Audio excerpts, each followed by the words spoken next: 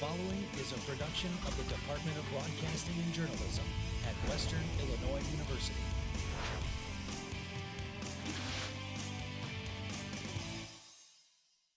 Live from Salee Hall in high definition.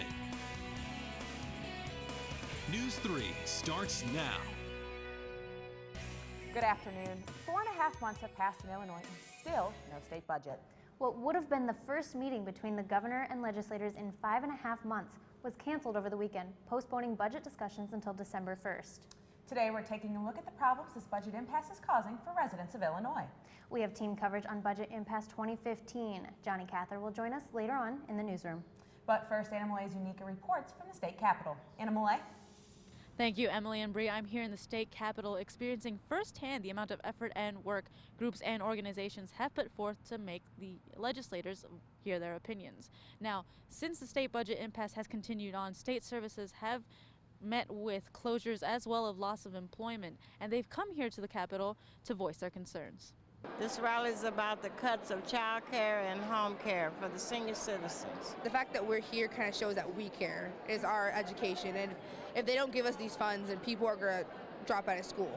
The budget impasse has put a toll on a variety of people in the state of Illinois, and every voice is impatiently waiting to be heard. Single mothers, mothers with children with Downs who shouldn't even be cut off to start with because it's a medical special need. They're all losing child care when they've already had a job that were told their child care was secure. A lot of students get out loans and scholarships, but the MAP grant, if they take that away, that's like $4,000 they have to pay themselves out of their pocket. And not a lot of people have that money just lying around. They can't afford to pay the money that the state promised them. Promised money isn't just missing from students' pockets, it's also missing from programs that are meant to serve the community as a whole. Children and the elderly are facing losses as well. Even meal programs here in our areas are closing down, so we already have seniors and disabled that are going hungry. When you can't get child care, you can't work. You can make the minimal amount of money and still get denied. Over 100 child care centers closed down. We've got senior care, adult daycare that are going down from 5 days a week to 4 to 3. I mean, what's next? As child and hospice care decreases, students face a similar dilemma in affording a higher education. I personally received MAP grant, and it's the reason I'm able to attend college. I wouldn't be able to afford it otherwise, or at least I would be going in debt to do it. So most people, it makes a difference between having a meal plan or living on campus if they're able to get a MAP grant, and that can make the difference of them actually coming to Quincy. Our representatives are supposed to be there for their constituents and help them get a proper education, then they're failing them right now. But according to state legislators, it will take a lot more effort from all parties involved to get a functioning and stable budget. It's not just as easy as people just saying, approve this spending or approve this bill, because the problem is that the state is spending more than coming in. But we can get there. It just takes reasonable people to sit down and say, how do we make this work? The climate in the Capitol building has been very stressful, with rallies coming in and out, hoping for answers. Legislators have promised that they would make a budget pass. The question is, when? Reporting from Springfield, I'm Anna Malay Zuniga. Thank you, Anna Malay. It's not only universities feeling the impact of the budget crisis. Other public institutions are having to cut back. News 3's Johnny Cather joins us live in the newsroom with more. Johnny? Brianna, the Macomb Public Library is certainly feeling some penny pinching from Springfield lately. All of this in a time when they could really use that money to pay off some recent renovations. Last year, the state awarded the library more than $2 million as part of a $50 million state grant program for libraries across Illinois. But Macomb Library Director Dennis Danowski says the $250,000 the state is withholding will be some cause for concern within the upcoming months. Right now, we're putting off paying some bills, but it's going to come within the near future, maybe the first of the year, that we'll either have to get a loan or we're going to have to use some of our reserve money and pay it off, and hopefully the governor then will reimburse us. It's a waiting game, but Macomb's renovations are largely finished. It's the 5 other libraries across the state currently undergoing renovations Danowski says have more to worry about. We'll make it through this crisis. We're not as bad off as other libraries. Danowski says patrons need not worry. Business continues at the Macomb Library as usual. Reporting live in the newsroom, Johnny Cather, News 3. All right, Johnny, thank you for that report. Western is not the only school affected by the budget impasse. I myself traveled to Eastern Illinois University and University of Illinois to hear how the budget is controlling university decisions. Eastern Illinois University has 7,640 students, which is 4,500 less than in 2006. EIU is expecting even less students to enroll without a budget in the future. I spoke to Katie Witt, who is the executive vice president of the student body, and she's worried she might see the doors closing on her university. And then as a student trustee, I'm seeing how the university is being affected, and it's kind of scary because every single meeting that we have had since February has revolved around this budget. Eastern has had dozens of layoffs, and intercollegiate athletics have been cut as well, which is concerned student government is next. Programs that we want to have, we can't do that. And like student government especially, we don't charge students for our events. It's just like free to the public because we're there for the students. So it's really hard on us to have those programs and those events for students to participate in and like come and support schools, like show school spirit and support EIU whenever we don't have those funds to have those programs. Stephen Simpson is the Vice President of Academic Affairs. He also believes without a state budget, students will not continue to go to school because they do not have the money to pay. Students weren't receiving that. That's a motivation to some students, like being able to have some of their college paid off, because that's one of the most stressful things, trying to figure out how to pay off college. Of course, the studying and everything is incorporated into that, but not knowing how you're going to pay for this education is probably the top priority for most students. University of Illinois has great alumni networks and healthy foundations with continuing steady enrollment, which is why they have not seen big budget cuts like other schools. But without a budget in the future, they are preparing for what is to come.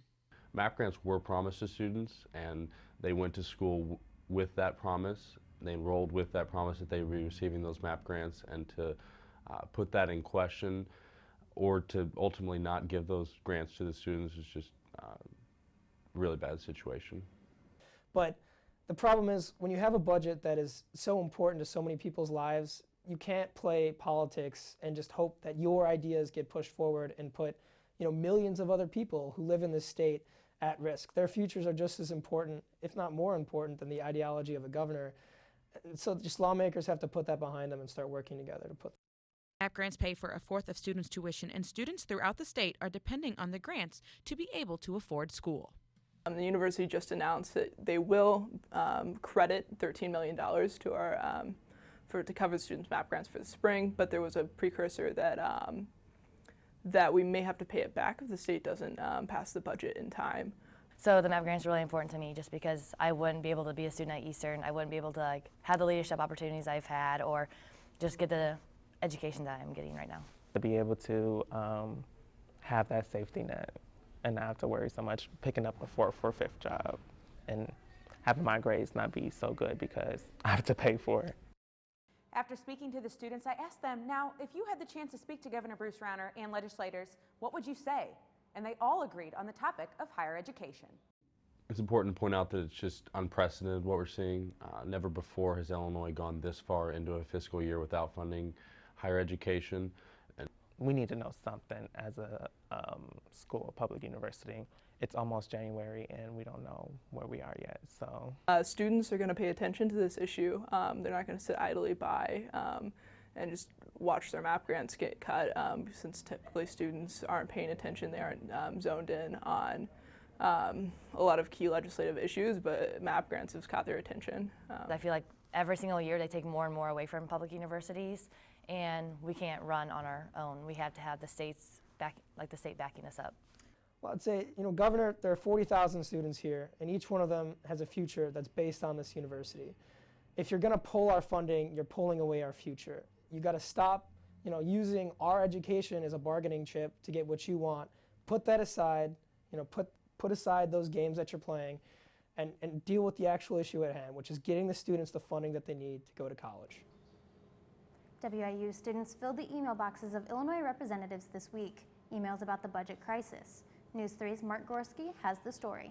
A student-run organization called the Issues Committee set up computers in the University Union with a pre-typed email that said how students are all being affected by the impasse. We're really pushing for just the budget and higher education to be pushed into the budget as well, so that way our university can receive its MAP grants and things like that. MAP grants have a great impact on many WIU students, including Kelly. With us not getting our state funding, students aren't receiving their MAP grants, and if we don't receive that, that's around 3,000 students that won't be receiving MAP grants, and I myself receive MAP grants, and I know it makes a big difference for myself. Student organizations are also affected by the budget impasse. Earlier, student organizations aren't able to necessarily maybe attend or program or fund everything that they've been able to do in the past. The Issues Committee also plans to do a phone-a-thon to make this a top priority, and it doesn't take too many phone calls to make a difference. One of the things a lot of people don't know about representatives, if they get a phone call, if they get 5 different phone calls in a week about the same issue, that issue now becomes their #1 issue. It benefits because it lets the representatives and senators know that we care and that we're paying attention to what's going on. Today was the last day for the email-a-thon, and the phone-a-thon is still pending. For News 3, I'm Mark Gorski. Thank you, Mark. Now still ahead, your Storm Team 3 weather forecast. But next, Johnny Cather sits down with a public policy expert to discuss the cause of the budget impasse. Stay tuned. Stories. They happen everywhere. At News 3, we go the distance and tell them firsthand. Across the region. The tornado tore through a neighborhood in Washington, Illinois. Across the state. Here at the state capitol in Springfield for the gubernatorial race. Across generations. We have a lot of people that are very dedicated. We're all volunteers. The stories that inform us. The stories that move us. The stories that matter from a fresh perspective. Don't worry, 74 people were picked before me in the NFL draft. To fight childhood obesity, United Way and the NFL are helping kids play more. To donate or volunteer, go to unitedway.org/play60. Now I get it.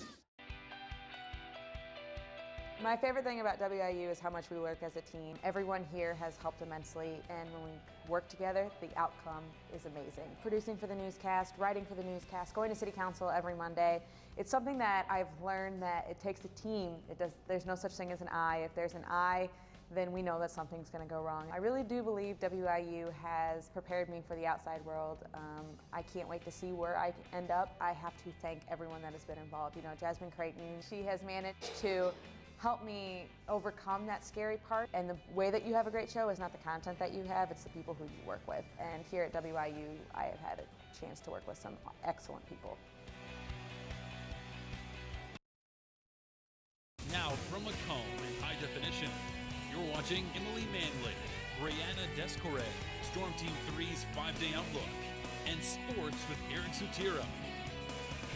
Live at 4 continues. Hey, welcome back. I'm here with Dr. Casey LaFrance, who is an associate professor of political science here at Western Illinois University.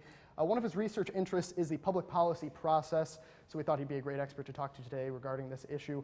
Thanks so much for coming in, Dr. LaFrance. Thanks for having me. So first question I might have for you, it's safe to assume that the residents of Illinois know about this budget impasse. They know that it exists, but in layman's terms, what has led up to it? Tell us about the how and the why.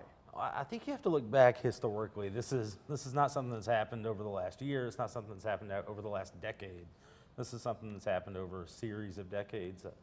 And really the explanation for it is we wanted politically expedient projects and funding decisions, perhaps at the expense of the long-term fiscal health of the state. And it's much easier to please people right now than it is to make long-term decisions for the future. So I think we're seeing the consequences of that. Our chickens are coming home to roost, so to speak. And the biggest part of it, I think, is the pension crisis, the underfunded state pension. If you look at Illinois compared to other states, no state has 100% of their pension obligations funded, but Illinois is particularly low. And a lot of the explanation for that, again, is political expediency. So that's probably the main causal factor, if you had to point one factor out. There's a lot of other corollary factors, but that one's probably the biggest one. And obviously the policy process is very complex. It's got a lot of moving parts. Sure. Is there any person or entity that might be largely responsible for this, maybe more so than other entities? Well, that depends on which partisan badge you wear. Right. So if you're an ardent Democrat, you might blame the current governor. If you're an ardent Republican, you might decide that Mike Madigan or someone else in the Democratic leadership is responsible. But I don't think it's something that we can blame on a single individual. I think other than maybe ourselves for wanting to be placated as citizens, for wanting things that cost money and maybe at the expense of our long-term fiscal health. So we tend to have a negative attitude about paying taxes. We tend to have a negative attitude about government in general, but only for the services that we don't receive. For the services we receive, we sort of expect them. So. And in your professional opinion, where do you see this going from here? What are some possible outcomes we might face? I really don't know, and I hate to say that. I know that might call my credibility as an expert into question, but this is not something that happens every day. It's not something that you read about in textbooks. It's not something that there's a lot of research done on. It's kind of an anomalous case. It's something that you wouldn't expect to happen, and the fact that it's gone this far is almost surreal. But I think eventually we're going to get a state budget, but the consequences, the repercussions of having this budget impasse and having this stalemate are going to be felt long after it's resolved. Very interesting. And we've got just about 30 seconds left here, but it might be kind of subjective. Do you think the government's let us down? College students and senior citizens? Have we been a little let down by our government? Well, I don't know. As a professor at a public university, I am part of your government, so I hope I haven't let you down. No, of course. But I think it has a lot to do with our expectations versus the realities. We all kind of want things, but do we want to pay for them? And sure. I think in some respects, it's something we should address with more civic education, more civic engagement, more people taking my classes. He does have a great class. I can speak to that. Just to plug that. So, but yeah, I don't think that government has let us down necessarily, but we're going to have to figure out how to. We are the government, so sure. I think we're going to have to figure out how to get past our political differences and absolutely maybe find some common ground. Well, thank you very much, Dr. Casey LaFrance, Associate Professor of Political Science here at Western Illinois University. And when we come back, your Storm Team 3 forecast. Stay tuned.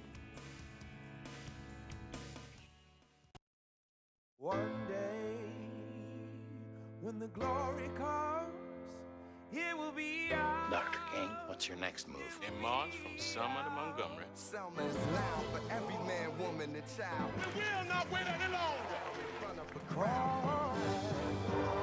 Mine eyes have seen the glory.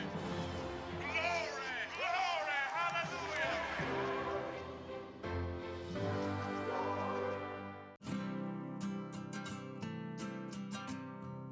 Every day across America, excess food is gathered by a network of good people at local food banks, giving hope to millions of children who struggle with hunger.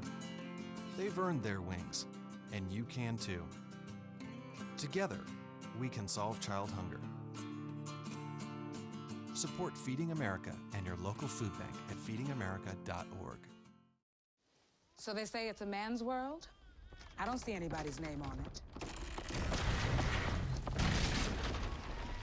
While they were doing their thing, we slowly changed our own. Today, women can do anything men can do. And there's one thing we're even better at.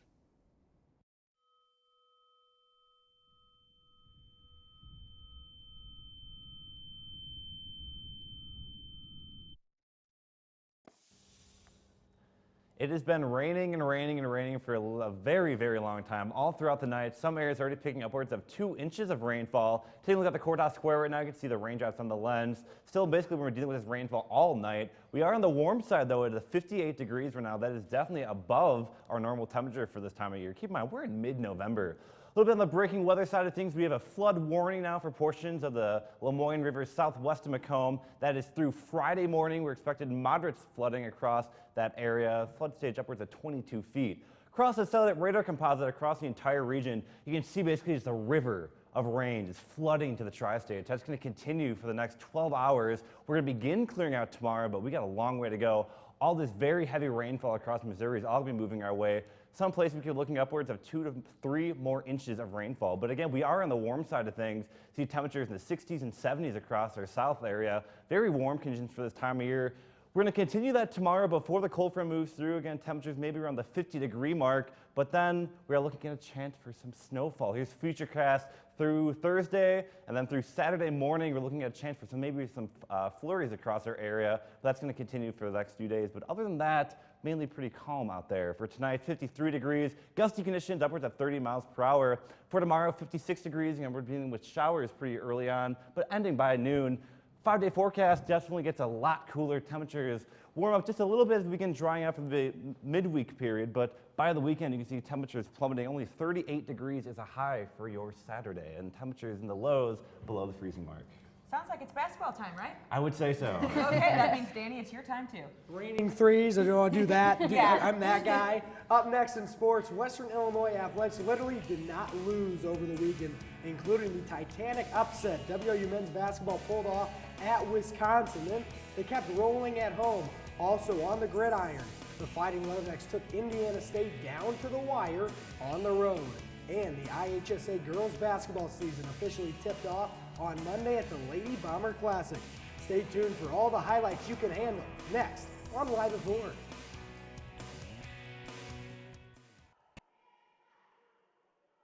Hey everybody! Heart disease affects 1 in every 3 women in America, but you can fight back. There's no time to lose. Mothers, sisters, daughters, families, and friends, it's time to shout louder, stand stronger, and demand change. Let's go! To the Batmobile. Dang it. To the invisible jet! Dang it. Together, we can put an end to heart disease. It's time to go red for women. I could use your help. Yeah! Learn more from the American Heart Association at www.goredforwomen.org. What do you think it would be like to teach? Chances are, you have no idea. Teachers today are breaking down obstacles, finding innovative ways to instill old lessons, proving that greatness can be found in everyday places, and that you don't need to be famous to be unforgettable. That's what it's like to teach. What did you want to be when you grew up? Now, how do you make it happen? Think purple, think success, think Western Illinois University.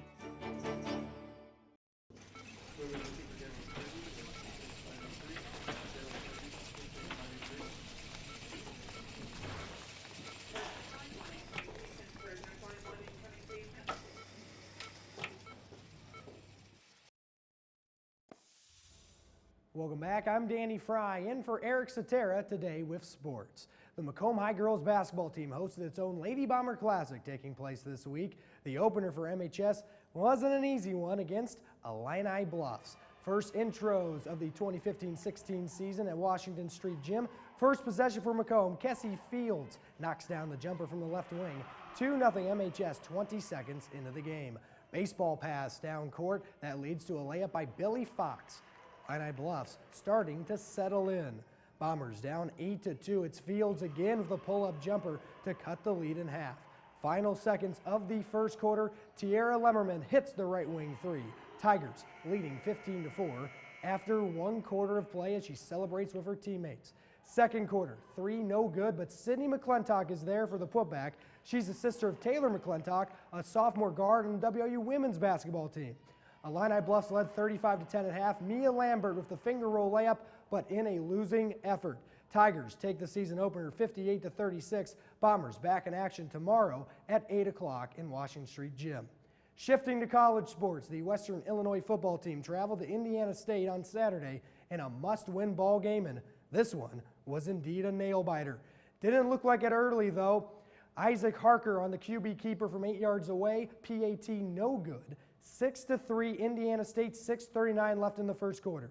Second quarter now, Trenton Norvell out for the season with appendicitis. Sean McGuire starting under center, 9-yard touchdown run. Western trailing 20-10 at halftime. 11:06 left in the fourth quarter. WIU down 30-24. Nico Watson smashes his way into the end zone to tie it. The extra point was blocked. This game went to overtime tied at 30. Leathernecks get the ball first. It's Watson 1-yard touchdown plunge, 37-30 Leathernecks. Pressure on the Sycamores to score or the game's over. 4th down and about 4 for Indiana State. Game on the line, pass attempt broken up by Adam Brott. Leathernecks come back from a 17-point deficit to pick up Valley win number 4.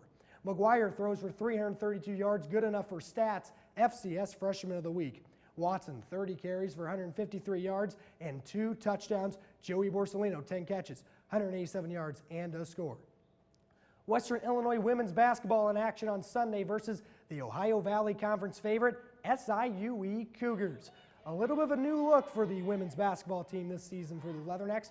Western on a mission in the first half. Sophie Reicheld drives, is fouled, count that basket, and one.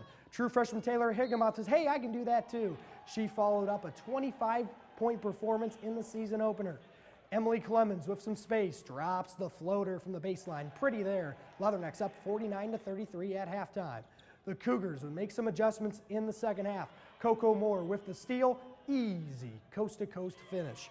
The OVC preseason player of the year, Sharonda Butts, connects on a corner 3, game tied at 58 after 3 quarters. Summit League player of the week, Michelle Maher to Michelle Farrow, draining the wing triple, putting Western up 74-67 late in the 4th. Final score, Leathernecks win 78-74. Western has a trip to Iowa next on Thursday at 7 o'clock. Of course, I don't have to tell you that the Western Illinois men's basketball team shocked the college basketball world with a 69-67 upset win against defending NCAA tournament runner-up Wisconsin. Western's first win over a Big Ten team since 1994. The Leathernecks stay focused, hosting Hannibal LaGrange in their home opener on Sunday. Western rocking the LA Laker type uniforms in front of their home crowd. After the upset, the Trojans of Hannibal LaGrange started off hot. Deshaun Terrell with the steal. He'll finish on the other end of the fast break. Terrell again dishes it to Stephen Campbell, draining the tray. Trojans led with 5 minutes left in the first half. Western on a run to close out the first half. J.C. Fuller slashing in the lane for the layup.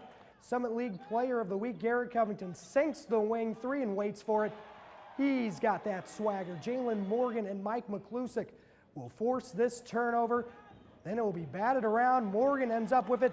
Tomahawk slams it down with authority. Starting to be all Western at this point. Then McClusick, again offensively, deep 3, no good. Offensive board for Jalen Chapman. Finds Dalen Ankrum underneath. There's the jam. Leathernecks, a slow start, but they still rout Hannibal LaGrange. 94-57 the final. Covington, 14 points, 4 rebounds. Fuller, 13 points and 11 boards for the double-double.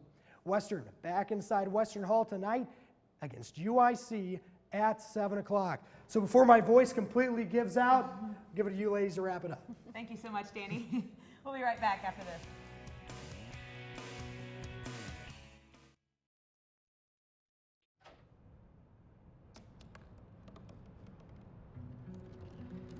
They said I couldn't dream. Called me a piece of trash and swore that's all I'd ever be.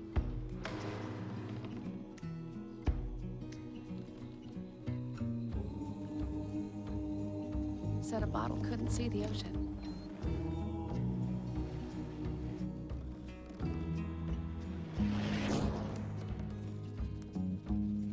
Give up. Go back to the dumpster.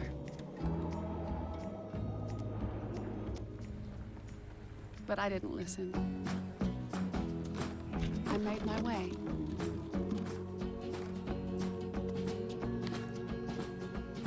And now, I am what I've always wanted to be.